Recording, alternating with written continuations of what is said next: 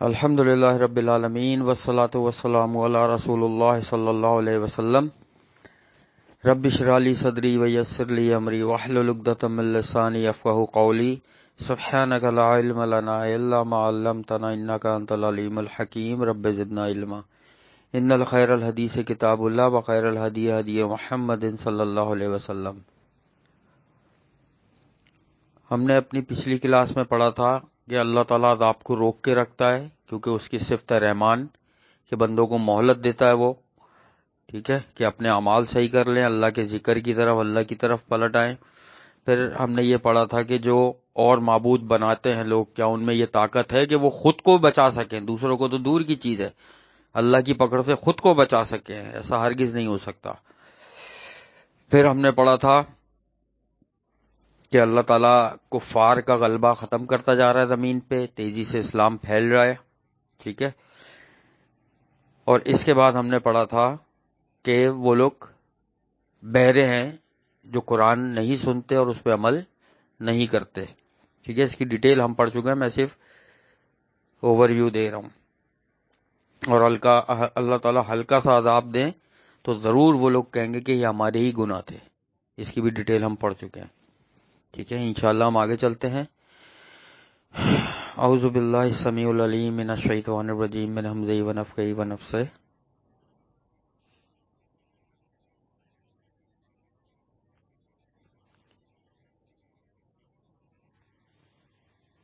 وَنَضَعُ الْمَوَازِينَ الْقِسْطَ لِيَوْمِ الْقِيَامَةِ فَلَا تُظْلَمُ نَفْسٌ شَيْئًا وَإِن كَانَ مِثْقَالَ حَبَّةٍ مِّنْ خَرْدَلٍ أَتَيْنَا بِهَا وَكَفَىٰ بِنَا حَاسِبِينَ۔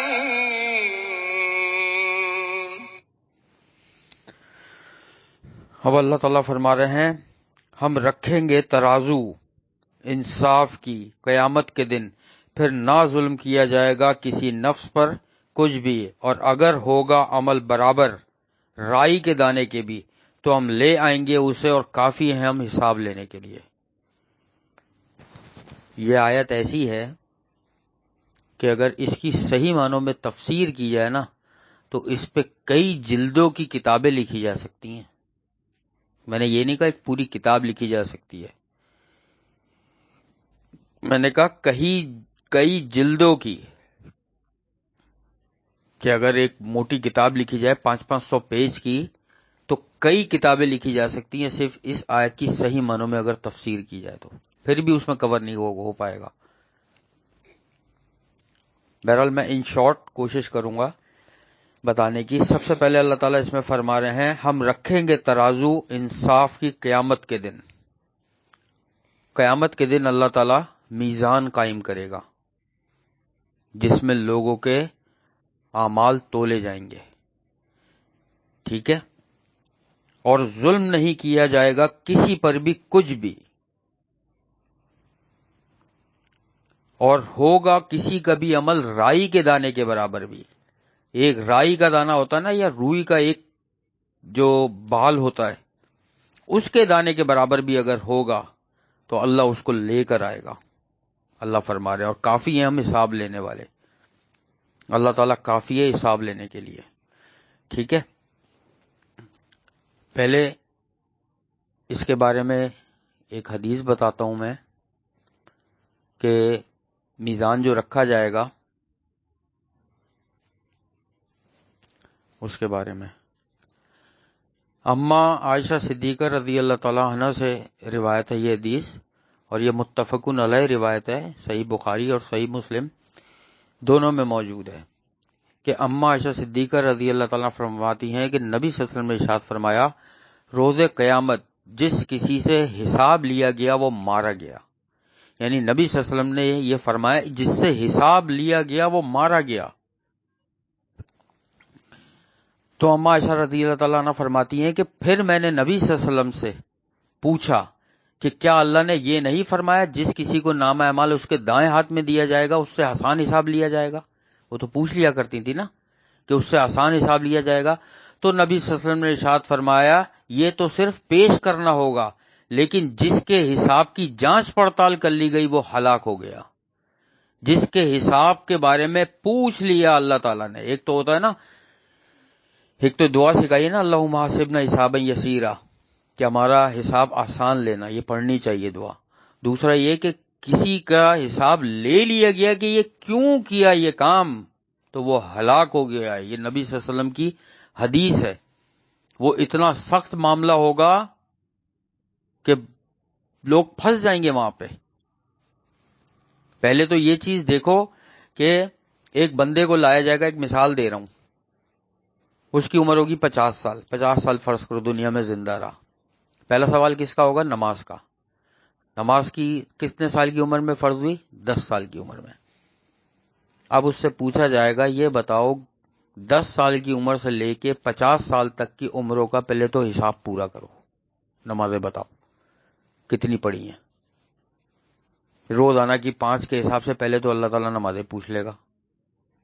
10 سال کی عمر سے لے کے 50 یعنی 40 سال کی نمازیں روزانہ کی 5 کے حساب سے. ایک سال میں 365 دن ہوتی ہیں، ملٹیپلائی کرتے چلے جاؤ. 365 ملٹیپلائی بائی 5 ملٹیپلائی بائی 40، 40 سال کا دینا ہے جواب. ملٹیپلائی بائی 40، یہ حساب دو. فرض کرو اس نے دے دیا ساری نمازوں کا حساب کہ یہ ساری میں نے پڑھی ہیں، ایک نماز بھی نہیں چھوٹی. وہ خوش ہو رہا ہوگا، لیکن ابھی جان نہیں چھوٹے گی. یہ نمازیں تو دے دی اس نے 40 سال کی، پوری تعداد پوری کر دی. اب اس کو تولا جائے گا. اللہ تعالیٰ فرمائے گا اب اس کو تولو، اس کی کوالٹی چیک کرو. اب ہر نماز کو تولو. اللہ تعالیٰ فرمائے گا فرشتوں سے ہر نماز تولی جائے گی، ہر سنت، ہر نفل، ہر وتر، ہر فرض کو تولا جائے گا. دیکھو نا، ایک مسجد میں 100 لوگ کھڑے ہوئے نماز پڑھ رہے ہوتے ہیں، ہر ایک کا ثواب الگ ہوتا ہے. کسی کا دھیان صرف اللہ پر ہوتا ہے، کسی کا دھیان کچھ تھوڑی دیر کے لیے ہٹ کے کاروبار کی طرف جاتا ہے، کسی کا دھیان بچوں کی طرف جاتا ہے، کسی کا دھیان دکان کی طرف جاتا ہے. ٹھیک ہے، تو یہ کوالٹی چیک کی جائے گی. اللہ تعالیٰ فرما رہے ہیں رائی کے دانے کے برابر بھی اگر اس میں کچھ عمل ہوگا اللہ لے کر آئے گا، اس کی کوالٹی چیک کرے گا اللہ تعالیٰ. بیٹا بہت کٹھن مرحلہ ہوگا جب نام اعمال تولے جائیں گے. بلکہ سورہ کہف میں پڑھ چکے ہیں کتنے تو ایسے ہوں گے جن کے لیے میزان ترازو قائم ہی نہیں کیا جائے گا. ان کے عمل برباد ویسے ہی کر دیے جائیں گے، قائم ہی نہیں کیا جائے گا ترازو. اتنا زیادہ کٹھن مرحلہ ہوگا. اور اس کے بارے میں چلو پہلے تو ہم یہ پڑھتے ہیں کہ بڑی چیزیں پڑھتے ہیں. ہم یہ دیکھتے ہیں کہ ترازو میں سب سے زیادہ وزندار چیزیں کیا ہوں گی.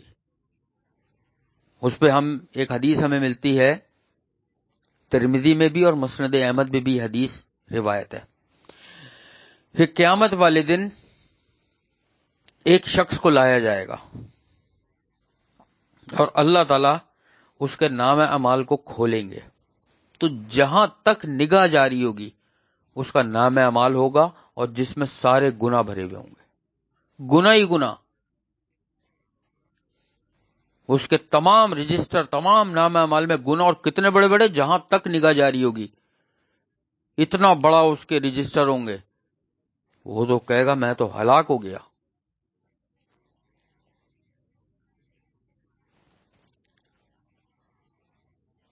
پھر اللہ تعالیٰ ایک چھوٹی سی پرچی لے کر آئے گا جس پہ اس کی ایک نیکی لکھی ہوئی ہوگی.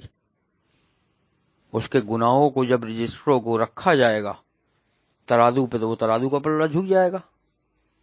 وہ تو سمجھے گا میں ہلاک ہو گیا. اللہ تعالیٰ یہ کہے گا ایک تیری نیکی ایسی ہے جو تو بھول گیا لیکن ہمیں وہ یاد ہے. ایک اللہ تعالیٰ پرچی نکالے گا اور وہ فرشتوں سے کہے گا اس کو رکھو.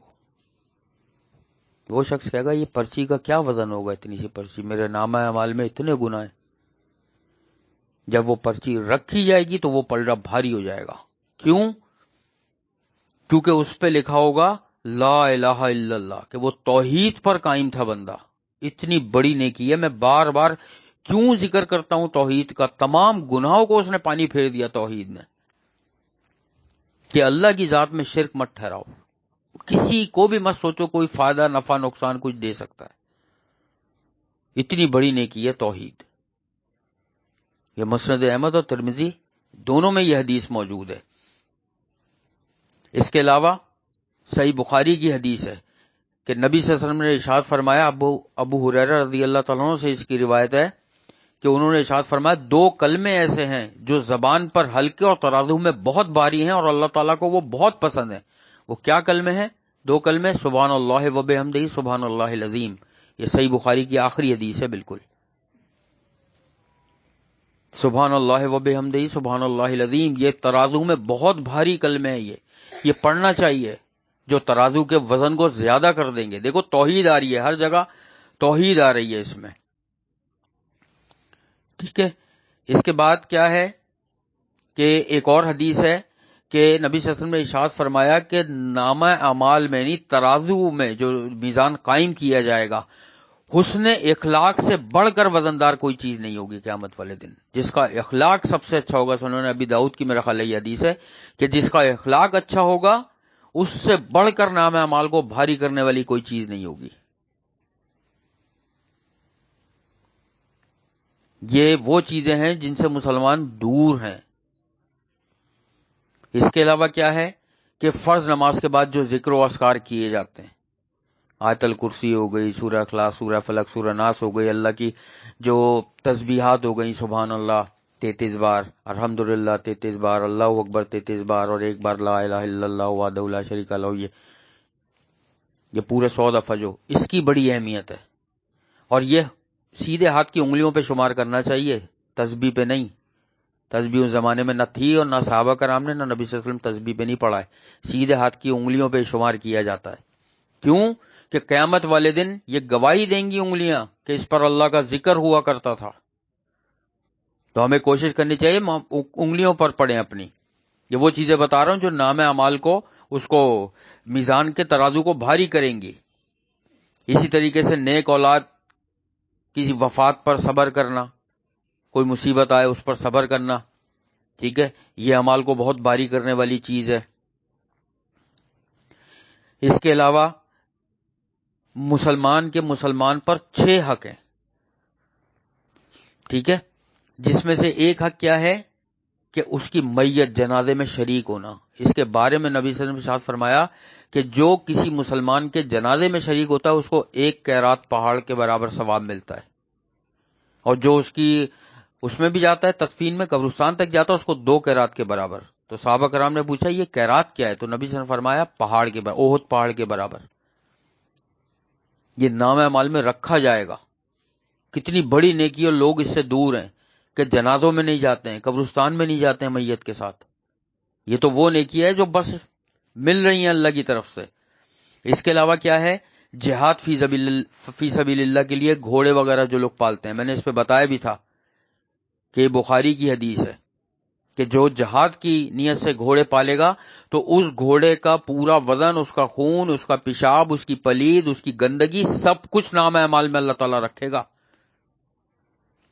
اور اسی طریقے سے جو لوگ دین کا کام کرتے ہیں، وہ جو سیاہی سے لکھتے ہیں، جن اوراق پہ لکھتے ہیں، سب کچھ وزن ہوگا قیامت والے دن اس نام اعمال پہ، میزان پہ. یہ وہ نیکیاں ہیں جو ہم زندگی میں کر سکتے ہیں لیکن ہم ان سے دور ہیں. وہ معاملہ بہت سخت ہوگا جب ترازو قائم کیا جائے گا. لوگ جو ہیں بس وہ سمجھو چیخم پکار مچی ہوئی ہوگی. ایک میں حدیث سناتا ہوں، صحیح بخاری کی ہے کہ ایک غلام تھا نبی صلی اللہ علیہ وسلم کے زمانے میں. وہ غلام جو تھا، عبداللہ نام تھا اس کا، وہ غلام جو تھا وہ کیا کرتا تھا؟ میدان جہاد میں تیر لانے کا کام کرتا تھا. صحابہ کرام کو تیر لا کے دیتا تھا. پکا نمازی غلام تیر لا کے دیتا تھا، پانی پلاتا تھا مجاہدین کو. کتنی بڑی نیکیاں ہیں. وہ میدان جہاد میں تیر دے رہا تھا صحابہ کرام کو، دشمن کا تیر آ کر اس کو لگا اور اسی وقت وہ جہاں بحق ہو گیا. تو صحابہ کرام نے فرمایا جنتی ہے، شہید ہے. نبی صلی اللہ علیہ وسلم نے فرمایا ہرگز نہیں، میں اس کو آگ میں جلتا ہوا دیکھ رہا ہوں جہنم کی. کیوں؟ اس نے ایک چادر چرائی تھی. وہ آگ لگی ہوئی ہے اس چادر پہ، اور اس کے گرد لپٹی ہوئی ہے وہ چادر. امانت میں خیانت. یہ تو صرف ایک چادر چرائی تھی، ہمارے یہاں تو پوری پوری وراثتیں کھا جاتے ہیں. یہ وراثتیں چھوڑو، دوسروں کے حق کھا جاتے ہیں. کسی نے امانت رکھائی، وہ کھا گئے، اس میں خیانت کر دی. کوئی چیز رکھوائی، بغیر پوچھے چیز کا استعمال کر لیا کسی کی، یہ خیانت ہے. جب نبی صلی اللہ علیہ وسلم نے یہ فرمایا تو ایک صحابی کے پاس 2 موزے تھے، وہ لے کر آ گئے کہ نبی صلی اللہ علیہ وسلم میرے پاس بھی یہ 2 موزے ہیں. نبی سے فرمایا آگ، یہ 2 آگ کے انگارے دیکھ رہا ہوں میں. پھینک دی ان صحابی نے. اور پھر پتہ ہے نبی صلی اللہ علیہ وسلم نے آسمان کی طرف منہ کر کے اللہ تعالیٰ سے فرمایا، 2 دفعہ فرمایا، یا اللہ میں نے تیرا پیغام پہنچا دیا ہے، یا اللہ میں نے تیرا پیغام پہنچا دیا ہے. ہم کتنے دور ہیں کہ نبی صلی اللہ علیہ وسلم نے 2 بار فرمایا آسمان کی طرف دیکھ کے کہ میں نے پہنچا دیا ہے، کوئی عمل کرے نہیں کرے. اتنا زیادہ سخت حساب ہے اس کا. امانت میں خیانت، دوسروں کی چیزیں جو رکھوائی جا رہی ہوتی ہیں. بھائی یہ ایسی چیزیں ہیں کہ انسان سوچے اپنے لیے کیا پسند کر رہا ہے، دوسروں کے لیے کیا پسند کر رہا ہے. دوسروں کی چیزیں بغیر پوچھے استعمال کر لینا. کسی نے اگر کوئی چیز آپ کے پاس رکھائی ہے اور وہ امانت رکھوا کر کہیں گیا تو اس کے پوچھے بغیر اس کو کھولنا، دیکھنا، چیک کرنا، یہ سب کچھ خیانت میں آتا ہے. ترازو میں رکھا جائے گا، ہر چیز رکھی جائے گی، اور وہ ترازو ایسا ہوگا کہ اس میں انسان کی سوچیں تک رکھی جائیں گی کہ کس کی کتنی سوچ تھی، یعنی کس کا ایمان کتنا تھا. دیکھو نا، ہر ایک کا الگ درجہ ہے نا. ایک بندہ ایک غریب کو کھانا کھلا رہا ہے، اس کا نیکی کا جو معیار ہے وہ الگ ہے. ایک اور بندہ کھلا رہا ہے، اس کا الگ ہے. ایک اور کھلا رہا ہے، اس کا الگ ہے. ایک اور کھلا رہا ہے، سب کا الگ ہے. بظاہر 10 بندوں نے الگ الگ جگہوں پہ ایک ایک مسکین کو، غریب کو کھانا کھلایا، لیکن ہر ایک کا معیار الگ ہے. یہ اللہ کا وہ ترازو ہے جو سب کچھ تول دے گا. کوئی ایسی چیز نہیں ہے جو وہ ترازو چھوڑ دے. اور اما عائشہ صدیقہ رضی اللہ تعالی عنہا نے جب نبی صلی اللہ علیہ وسلم سے سوال کیا تو نبی صلی اللہ علیہ وسلم فرما دیا کہ ایسی جگہیں ہیں 3 کہ جہاں پہ میں تمہیں یاد نہیں رکھوں گا. اس میں سے ایک جگہ یہ تھی جب ترازو میں وزن تولے جا رہے ہوں گے نیکیوں کے، جب اعمال نامے تقسیم کیے جا رہے ہوں گے، جب پل صراط پہ سے گزارا جا رہا ہوگا لوگوں کو. یہ ایسے کٹھن مرحلے ہیں کہ یہ آسان ہے. ترازو جب لگے گا تو لوگ دیکھ کے ہی ان کے دل حلق میں آ جائیں گے کہ یہ کیسا ترازو ہے کہ کوئی چیز نہیں چھوڑ رہا. بلکہ سورہ کہف میں تو اللہ تعالیٰ فرماتا ہے کہ ہم کتاب ان کی دیں گے نام اعمال، اور کہیں گے خود ہی پڑھ لے، آج تو خود کافی ہے حساب کرنے کے لیے اپنا، ہم تو تجھ سے بعد میں لیں گے صاحب، پہلے تو خود ہی پڑھ لے کہ تو نے پوری زندگی کیا کیا ہے. سوچو کہ وہ ایک چادر جہنم میں لے کے جا رہی ہے. ہم نے کتنوں کے غضب وہ کیے میں، چیزیں بغیر پوچھے لی ہیں، استعمال کی ہیں، یا کسی کو ملنے والی تھی اور ہم نے نہیں دی. یہ سب خیانت میں آتا ہے. انسان اپنا محاسبہ کرے. زندگی موجود ہے، سانسیں چل رہی ہیں، سوچے، اور پھر بھی یاد نہیں آ رہا ہے تو اتنی ہی گڑ گڑا کے دعا کر لے کہ یا اللہ ضرور ہم سے خیانتیں ہو گئی ہوں گی، تو غفور رحیم ہے، ہمارے ذہن میں نہیں آ رہا، ہمیں یاد نہیں آ رہا، تو معاف کر دے. اللہ تعالیٰ اپنے خزانوں سے پوری کر دے گا. لیکن اقرار تو کرے انسان. نام اعمال کا تلنا اس پہ ترازو پہ جب رکھی جائیں گی، لوگوں کے پہاڑ نیکیوں کے ضائع کر دیے جائیں گے اس دن. بلکہ ایسی ایسی نیکیاں لوگ لے کر آ رہے ہوں گے کہ دوسرے لوگ رش کریں گے کہ یار اس کی نیکیاں دیکھو، کتنے پہاڑ کے پہاڑ ہیں، سمندر کے سمندر اس کی نیکیوں سے بھرے ہوئے ہیں، اور سارے کے سارے ہوا میں اڑا دیے جائیں گے اعمال، گناہ کبیرہ کی وجہ سے، جس میں سب سے ٹاپ پر شرک. یہ ذہن میں رکھنا. ہمارے یہاں ایک کانسیپٹ ہے، 2 کانسیپٹ ہیں بلکہ. ایک تو یہ کہ پہلے تو کچھ لوگ یہ سمجھتے ہیں کہ ایک شرک ایک مسلمان نہیں کر سکتا. سب سے بڑا کانسیپٹ غلط یہ ہے. دوسری چیز یہ کہ لوگ سمجھتے ہیں کہ مشرک یا شرک جو ہے نا صرف یہ ہندو کافر یہی لوگ ہوتے ہیں، بس نہیں، ایسا نہیں ہے۔ میں ایک حدیث سناتا ہوں کہ نبی صلی اللہ علیہ وسلم نے صحابہ کرام کے ساتھ ایک جگہ رات گزاری، جب صبح اٹھے تو بارش ہو رہی تھی، ہلکی ہلکی بارش ہوئی تھی، تو نبی صلی اللہ علیہ وسلم نے صحابہ کرام سے ارشاد فرمایا۔ کس سے ارشاد فرمایا؟ صحابہ کرام سے، کہ کچھ لوگوں نے اس حال میں صبح کی کہ وہ مومن تھے، توحید پر قائم تھے، اور کچھ لوگوں نے اس حال میں صبح کی کہ وہ شرک پر قائم تھے۔ یہ کس سے فرمایا؟ صحابہ کرام سے، کیونکہ تربیت دے رہے تھے نا نبی صلی اللہ علیہ وسلم۔ تو صحابہ نے پوچھا وہ کیسے؟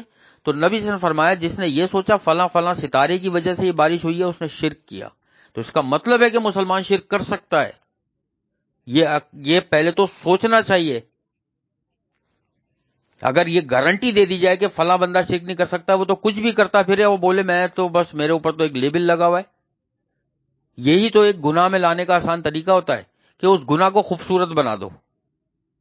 اب ہمارے یہاں رشوت کا نام بدل کے تحفہ رکھ دیا گیا ہے، یا چائے پانی رکھ دیا گیا ہے، کہ پولیس والے نے پکڑا، نہیں رشوت نہیں، چائے پانی کے دے دو، چائے پی لیں گے، 100 200 500 روپے دے دو، بس چائے کے لیے دے دو۔ وہ سب رشوت ہے، کیوں دے دو چائے کے پیسے؟ اس کا نام بدلنے سے وہ چیز جائز نہیں ہو جاتی ہے۔ یہ جتنے بھی بینک چل رہے ہیں جو اسلامی بینکنگ کے نام پہ انہوں نے دھندے مچا کے رکھے ہوئے، یہ کیا ہے؟ کان کو الٹا کر کے پکڑنے سے وہ سیدھا نہیں ہو جاتا ہے، وہ الٹا ہی رہتا ہے۔ نام چینج کرنے سے کچھ نہیں ہوتا۔ تو کہنے کا مقصد ہے شرک کو سمجھو۔ شگن لینا بھی شرک ہے، جس نے شگن لیا اس نے شرک کیا، کہ فلاں ہوا تھا تو یہ کام اس وجہ سے ایسے ہو گیا، فلاں نے یوں کیا تھا تو آج دیکھو یہ ہوا۔ یہ سب کچھ شرک ہے، اسی چیز سے روکا گیا ہے۔ کوئی شگن نہیں ہوتا، بدشگنی کوئی چیز نہیں ہوتی، یہ حدیث کے الفاظ ہیں۔ نہ سفر کا مہینہ مہنوس ہوتا ہے، بدشگنی کوئی چیز نہیں ہوتی، کوئی بیماری بھی کسی سے کسی کو نہیں لگتی۔ یہ سب حدیثوں کے الفاظ بتا رہا ہوں میں۔ کسی کو وہ ہو گیا، چھینک آ گئی، نزلہ ہو گیا، زکام بخار ہو گیا، یہ ہو گیا، فلاں ہو گیا، چکن پاکس ہو گیا، فلاں سے لگی ہوگی، فلاں وہاں گیا تھا الرجی ہو گئی۔ جب نبی صلی اللہ علیہ وسلم نے فرما دیا کوئی بیماری متعدی نہیں ہوتی، ایک بیماری سے دوسرے کو نہیں لگتی۔ ایک شخص نبی صلی اللہ علیہ وسلم کے پاس آیا، اس کے پاس 100 اونٹ تھے۔ اس نے آ کے نبی صلی اللہ علیہ وسلم فرمایا کہ میرے ایک اونٹ کو خارش ہوئی، اس سے میرے 99 اونٹوں کو خارش ہو گئی۔ نبی صلی اللہ علیہ وسلم فرمایا ایسا مت بول، اگر ایسی بات ہے تو یہ بتا پہلے کو کس سے لگی خارش، پھر بتا پہلے والے کو کس سے لگی۔ جب 99 کو نہیں تھی تو پہلے والوں کو لگی نا، تو کس سے لگی؟ یہ اللہ کے حکم سے ہوتا ہے، کسی کوئی بھی بیمار ہوتا ہے۔ ہم اپنے عقیدے صحیح کریں، یہ چیز نام اعمال میں تولی۔ میں عقیدے پتہ ہے کیوں کہتا ہوں؟ اس کی وجہ یہ ہے کہ انسان کا عقیدہ اور ایمان سیٹ ہو جائے نا، تو دیکھو وہ کیا ہوا، بندے کے کتنے رجسٹر سے گناہوں سے بھرے ہوئے، لیکن ایک توحید سب پہ بھاری آ گئی، تو چھوٹے موٹے گناہ تو وہ ویسے ہی اللہ تعالیٰ انشاءاللہ معاف کر دیں گے۔ لیکن اگر آپ نے 10 حج کیے ہوئے، 20 عمرے کیے ہوئے، پوری زندگی کے روزے ہیں، پوری زندگی کی نمازیں ہیں، سب کچھ ہے، لیکن آپ کی سوچ میں یہ ہے کہ فلاں کام ہوا تھا اس سے میرا یہ نقصان ہوا، فلاں کے پاس گئی تھی تو یہ فائدہ ہوا، اس سے یہ ہو سکتا تھا، وہ سارے عمل برباد۔ تو اس سے بہتر نہیں ہے کہ آدمی اپنا عقیدہ اور صحیح کر لے، اپنا ایمان صحیح کرے پہلے، اور پھر عمل کی طرف آئے۔ تو اتنی امپورٹنٹ ہے یہ آیت کہ میزان قائم کیا جائے گا، جو ایک ایک رائی کے دانے کے برابر بھی جو کسی نے کیا ہوگا، اللہ تعالیٰ فرما رہے ہیں ہم اس کو لے کر آ جائیں گے۔ یعنی فرض کرو کہ اگر آپ نے دروازے کی ایک کنڈی لگا کے، واش روم سے کوئی دروازے کی کنڈی لگا کے باہر آیا، یہ تک ظاہر کیا جائے گا کہ یہ کام کیا تھا، اتنا کچھ ظاہر کیا جائے گا۔ ایسا نہیں ہے کہ اللہ تعالیٰ کچھ بھی چھوڑ دے گا، اور بلکہ لوگ کہیں گے کہ یہ کیسی کتاب ہے، اس نے تو نہ کوئی چھوٹی چیز چھوڑی، نہ کوئی صغیرتم ولا کبیرتم۔ یہ سورہ کہف کے الفاظ ہیں کہ یہ ہماری کیسے نام اعمال کی کتاب ہے کہ اس نے نہ کوئی چھوٹی چیز چھوڑی، نہ کوئی بڑی، سب کچھ لکھا ہوا ہے اس کے اوپر۔ ایسی کتاب ہے نام عمل، اور پھر وہ ایک تو کتاب ہے اور دوسرا اس کو پھر تولا جائے گا۔ تو بھائی یہ چیز ذہن میں رکھو کہ کسی کا بھی کوئی لینا دینا اگر دنیا میں ہے تو وہ پورا کر لے. کسی کا حق مارا ہوا ہے، کسی کا مال چرایا ہوا ہے، کسی کا کچھ دینا تھا نہیں دیا، کسی سے ادھار لیا ہوا تھا، کسی سے قرضہ لیا ہوا تھا، یہ دنیا میں حساب کتاب اپنا بندہ پورا کر لے. قیامت والے دن سوائے نیکیوں کے کچھ نہیں ہوگا اس کے پاس دینے کے لیے. اگر نیکیاں ختم ہو جائیں گی تو دوسرے کے گناہ اس کے اوپر ڈالے جائیں گے.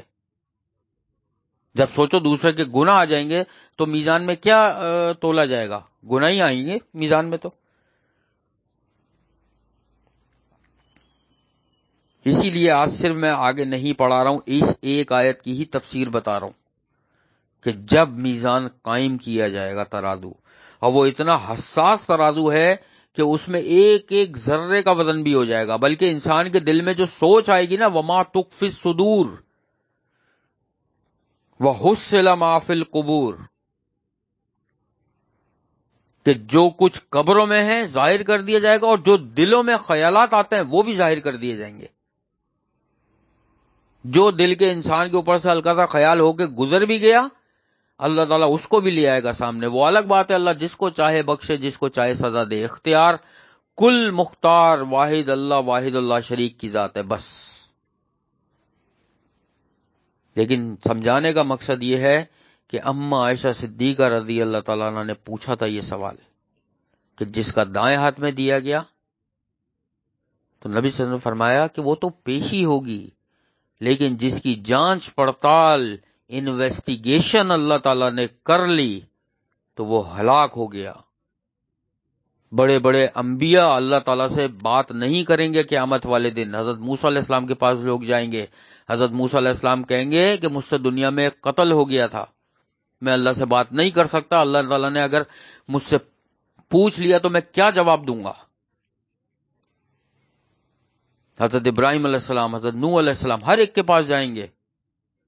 وہ کہیں گے ہم بات کر ہی نہیں سکتے، آج ہم نے اللہ کا جو غضب جس حال میں اللہ کو دیکھا ہم نے پہلے نہیں دیکھا کبھی. واقعی اللہ سے دعا ہے اللہ تعالیٰ اپنے غضب سے ہمیں اپنی پناہ میں رکھے، ہمیں اپنی رحمتوں کے سائے میں رکھے. سوچو کتنا سخت وقت ہوگا. یہ بہت شارٹ تفسیر میں نے کرائی ہے، اس میں بہت ساری احادیث اور ہیں جو بتانے کی ہیں. یہ ذہن میں رکھو، توحید، حسن اخلاق، سبحان اللہ و بحمدہ، سبحان اللہ العظیم، لا الہ الا اللہ، سبحان اللہ والحمد للہ، اللہ اکبر، لا حول ولا قوت الا باللہ. اس کے بارے میں ہے کہ جنت کے خزانوں میں سے ایک خزانہ ہے. اور پھر استغفر اللہ الذی لا الہ الا هو الحی القیوم واتوب الیہ. یہ کثرت سے پڑھنا چاہیے کہ خوشخبری ہے اس کے لیے. نبی صلی اللہ علیہ وسلم فرمایا جو قیامت والے دن اپنے نامہ اعمال میں زیادہ استغفار پائے گا کہ بہت سے گناہ اللہ تعالیٰ اس کی وجہ سے معاف کر دیں گے. تو بھائی یہ بس ذہن میں رکھو، کسی کی ایک پن، ایک سوئی، ایک چادر، ایک دوپٹہ، ایک کپڑا، ایک ریل، ایک ٹیشو پیپر، ایک رومال، کچھ بھی بغیر اجازت نہیں لو. اکثر لوگوں کو دیکھا ہوگا فروٹ والوں سے فروٹ لے رہے ہیں، وہاں اٹھا کے کھانا شروع کر دیا. نمک پارے، چپس، سموسے لینے گئے میں اس سے کہا یار دینا ذرا، آدھا پاؤ یہ دے دو، ایک پاؤ یہ دے دو، 2 نمک پارے اٹھا کے کھا لیا وداؤٹ پرمیشن. کھائے، وہ کچھ نہیں بولے گا آپ سے دکان والا. لوگوں کے ذہن میں پتہ ہے کیا شیطان ڈالتا، دیکھو دکان والا دیکھ تو رہا ہے نا، او بھائی چوری بغیر دیکھے تھوڑی ہے، چوری تو چوری ہے. دکان والا اس وجہ سے کچھ نہیں بولے گا کہ آپ اس کے پاس سے آدھا پاؤ ایک پاؤ لے رہے ہو. آپ کو چاہیے کہ جب وہ آپ کو تھیلی میں پیک کر کے دے دے، کھول کے جتنا مرضی کھا لو وہیں کھا لو. یہ چوری ہے، اس کی آنکھوں کے سامنے جو اٹھائے یہ بھی چوری ہے، کیونکہ آپ نے وداؤٹ پر. چوری کیا ہوتا ہے؟ وداؤٹ پرمیشن آپ کسی کی چیز لیتے ہو نا، چوری یہی ہوتا ہے نا کہ ایک کا مال کسی نے چرا لیا، وداؤٹ پرمیشن لے کر گیا. آپ کسی کے سامنے سے اگر اٹھا کے ایک فروٹ، ایک بیر، ایک انگور کا دانہ یا ایک کوئی بھی چیز اٹھا کے اگر ایک گاجر، ایک کھیرا، کچھ بھی کھا رہے ہو، یہ وداؤٹ پرمیشن ہی یہ چوری ہے. اور یہ ہمارے یہاں ایک رواج بنا ہوا ہے کہ ٹھیلوں پہ جائیں گے، ادھر ادھر جائیں گے، دکانوں پہ جائیں گے اور وہاں پہ اتنا پارسل کرنا، پیچھے اٹھا کے کھانا شروع کر دیں گے. امتیاز میں چلے جاؤ، چیز میں چلے جاؤ، بسکٹ کے پیکٹ لیں گے، چپس دیں گے، بچوں کو بھی کھلا رہے ہیں، خود بھی کھا رہے ہیں، وہیں ریپر پھینکا، باقی سامان سارا ٹرالی میں لوڈ کیا اور بل بنانے چلے گئے. تو وہ حرام کھلایا آپ نے جس کی پیمنٹ نہیں کری ہے. کتنے ریپر نظر آتے ہیں ادھر ادھر، کتنی پانی کی جوس کی بوتلیں نظر آتی کہ لوگوں نے پی کے پھینکی ہوئی ہوتی ہیں. کیوں؟ کیونکہ جب بل جب بنتا ہے جب امتیاز سے یا چیز سے آپ باہر نکلو. جائیں گے شاپنگ سینٹر میں، کھا پی کے جو آٹا، چینی، دال، چاول، گھی، آئل اور مسالے جات، اس کے بل بنوا لیے. جتنی بھی چیزیں وہاں پہ بچوں نے سب نے بسکٹ، ٹافیاں، جوس ووس سب کھایا، وہ سب ایسی حرام کہ اس کے پیسے ہی نہیں دیے. یہ کیا لوگوں نے مچایا ہوا ہے؟ ایگزام میں چیٹنگ کر رہے ہوتے ہیں. یہ چوری ہے. جو نہیں آتا وہ نہیں آتا، ختم ہو گئی بات. نہیں آتا چھوڑ دے بندہ، چوری کرنے کی کیا ضرورت ہے؟ یہ دھوکہ دینا ہے. آج کل کے معاشرے میں اتنی چیزیں آتی ہے. سگنل دیکھ لو کہ سگنل بند ہے اور کوشش کریں گے اگر روڈ پہ کوئی نہیں ہے نکل جاؤ. یہ وعدہ خلافی ہے، یہ چوری ہے کہ اگر کوئی نہیں ہے، پولیس نہیں ہے دیکھنے والی تو آپ نکل جاؤ. یہ چوری ہے. اس کو پیش کیا جائے گا قیامت والے دن.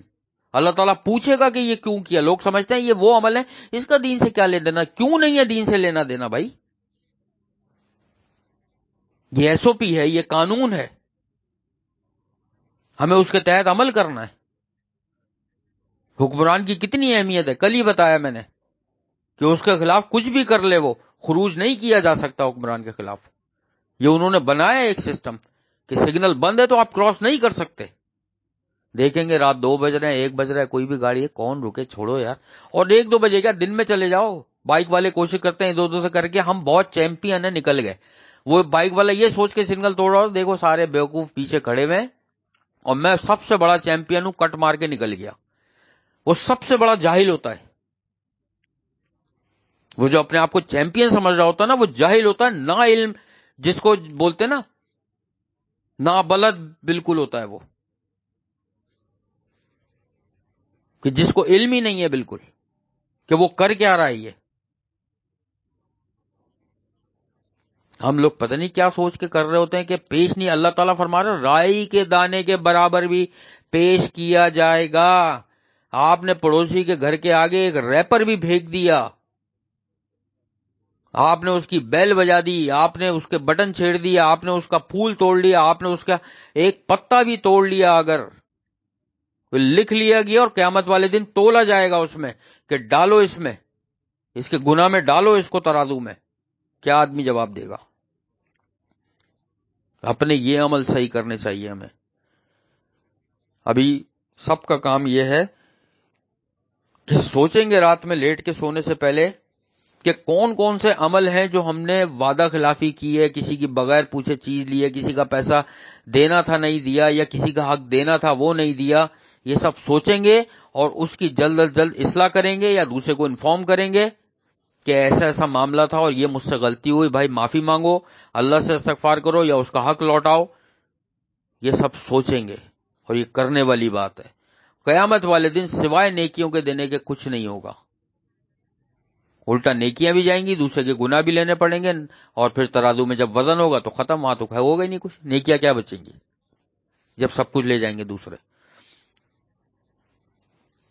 بہرحال اللہ تعالیٰ سے دعا ہے کہ اللہ تعالیٰ ہمارا حساب آسان لے اور قیامت والے دن ہمارے نامہ اعمال ہمارے دائیں ہاتھ میں دیا جائے اور ہمارا نیکیوں کا پلڑا جو ہے وہ اللہ تعالیٰ اپنی رحمت سے بھاری کر دے اس کو. یا اللہ جو کچھ بھی ہم نے پڑھا ہے اس پر عمل کرنے کی توفیق عطا فرما دے. یا اللہ تو ہمیں، ہمارے والدین، بہن بھائی، رشتہ دار، پڑوسیوں، اولادوں کو سب کو بخش دے میرے اللہ. جتنے بھی سننے والے یہ سن رہے ہیں میرے اللہ، سب کے تمام صغیرہ کبیرہ گناہوں کو معاف فرما دے. اے اللہ جب تو میزان قائم کرے گا میرے اللہ، اس وقت ہمیں رسوا مت کرنا میرے اللہ. اے اللہ ہم دنیا میں تیری یہ کتاب پڑھ رہے ہیں میرے اللہ، اس محبت سے پڑھتے ہیں کہ ہم اس پر عمل کر سکیں، پھر بھی ہم سے غلطیاں اور کوتاہیاں ہو جاتی ہیں، اللہ تو اپنی بے حساب رحمت سے ہمارے تمام گناہوں اور کوتاہیوں کو معاف فرما دے اللہ۔ اے میرے اللہ، ہم ہر ایسے گناہ سے تیری پناہ میں آتے ہیں جو ہمارے سارے عمل کو برباد کر دے میرے اللہ۔ اے اللہ، ہمارا جس کا بھی حساب کتاب لینا دینا ہے میرے اللہ، ہم تجھ سے دعا کرتے ہیں کہ وہ راستے پیدا کر دے کہ جس کا لینا دینا ہمارے ساتھ ہے ہم اس کو اپنی زندگی میں کلیئر کر دیں اور عطا کر دیں میرے اللہ۔ ہے میرے اللہ، تو ہمارے والدین، بہن بھائی، رشتہ دار، پڑوسیوں سب کے گناہوں کو بخش دے اور سب کو بہترین ایمان والی اور امانت والی زندگی عطا فرما دے۔ اللہ تو ہمارے گھروں میں، ہمارے رزق میں، ہمارے علم میں، ہمارے عمل میں بے حساب برکتیں عطا فرما دیجیے۔ اے میرے اللہ، تو ہماری دعاؤں کو، عبادتوں کو اور ہر نیک عمل کو اپنی بارگاہ میں قبول اور مقبول فرما لیجیے۔ اے اللہ، تو ہمارے اعمال کو ضائع ہونے سے بچا لے میرے اللہ۔ اے اللہ، تو ہمیں اپنے شکر گزار اور عبادت گزار بندوں میں شامل فرما دے میرے اللہ۔ اے اللہ، میزان والا معاملہ، نامہ اعمال دینے والا معاملہ اور پل صراط والا معاملہ بہت ہی سنگین معاملات ہیں میرے اللہ۔ ہم بغیر تیری رحمت، اجازت اور پرمیشن کے ہم وہ پاس نہیں کر سکتے میرے اللہ۔ تو اپنی تمام تر مدد ہمارے ساتھ لگا کے ہم تمام مسلمانوں کا بیڑا پار لگا دے میرے اللہ۔ اے اللہ، جس طریقے سے دنیا میں تو نے ہم سب کو جمع فرمایا ہے اللہ، اس قرآن پاک کے خاطر تمام ہم سننے والوں کو جنت الفردوس میں اسی طریقے سے جمع فرما دیجیے گا۔ اے اللہ، موت کی سختی اور تکلیف سے، عذاب قبر سے اور جہنم کی آگ سے تیری پناہ میں آتے ہیں اللہ۔ آخرت میں ہمارا حساب کتاب انبیاء، شہداء، صدیقین اور سلف صالحین کے ساتھ فرما دیجیے گا۔ ہمیں نبی صلی اللہ علیہ وسلم کا ساتھ، ان کی شفاعت اور ان کے ہاتھوں سے آب کوثر نصیب فرما دیجیے گا۔ ہم سب کو ان 70,000 لوگوں میں شامل فرما دیجیے گا جو بغیر حساب کتاب کے تیری رحمت سے جنت الفردوس میں جائیں گے۔ اللہم انا نسألوک الہدی والتقی والعفاف والغنی، رب ارحمہما کما ربیانی صغیرا۔ اللہم انی اعوذ بک من زوال نعمتک وتحویل عافیتک وفجاءۃ نقمتک وجمیع سخطک، ولم اکن بدعائک رب شقیا۔ اللہم انا نسألوک الجنۃ الفردوس وقنا عذاب النار۔ اللہم انا نسألوک الجنۃ الفردوس وقنا عذاب النار۔ اللہم انا نسألوک الجنۃ الفردوس وقنا عذاب النار۔ ربنا تقبل منا انک انت السمیع العلیم وتب علینا انک انت التواب الرحیم۔ سبحان اللہ عما یصفون وسلام علی المرسلین والحمد للہ رب العالمین۔ سبحانک اللہم وبحمدک، نشہد ان لا الہ الا انت، نستغفرک ونتوب الیک۔ السلام علیکم ورحمۃ اللہ وبرکاتہ۔